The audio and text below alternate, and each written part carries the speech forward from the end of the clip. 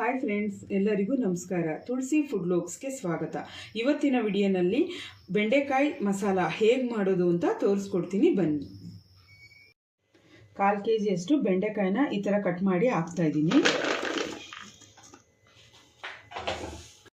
Cornflour 3 spoon ಹಾಕ್ತಾ ಇದ್ದೀನಿ.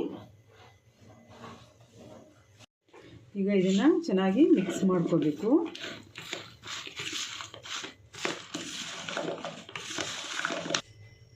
ನೋಡಿ ಫ್ರೆಂಡ್ಸ್, ಚೆನ್ನಾಗಿ ಮಿಕ್ಸ್ ಮಾಡಿದ್ದೀನಿ.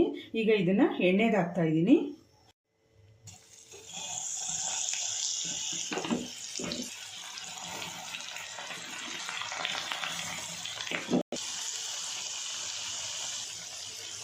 ಇದನ್ನು ಕೆಂಪಗಾಗೋವರೆಗೂ ಫ್ರೈ ಮಾಡ್ಕೋಬೇಕು.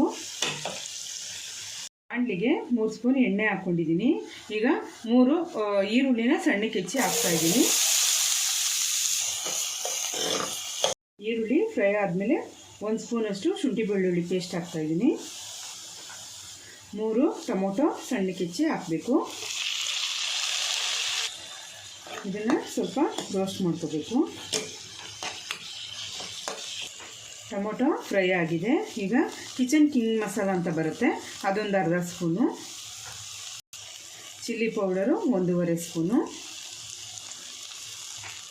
ಅರಿಶಿನ ಒಂದು ಅರ್ಧ ಸ್ಪೂನು. ಗರಂ ಮಸಾಲ ಒಂದು ಅರ್ಧ ಸ್ಪೂನು. ಕಸೂರಿ ಮೇಥಿ 1 ಸ್ಪೂನು. ಇದನ್ನು ಸ್ವಲ್ಪ ಮಿಕ್ಸ್ ಮಾಡ್ಕೋಬೇಕು. ಈಗ ಸ್ವಲ್ಪ ನೀರು ಹಾಕ್ತಾ ಇದ್ದೀನಿ.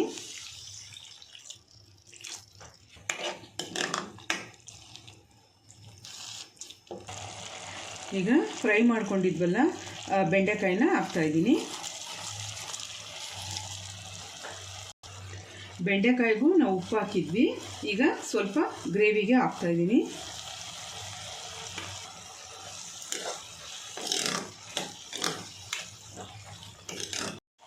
ಈಗ ಕೊನೆಯಲ್ಲಿ ಕೊತ್ತಂಬರಿ ಸೊಪ್ಪನ್ನ ಹಾಕಬೇಕು.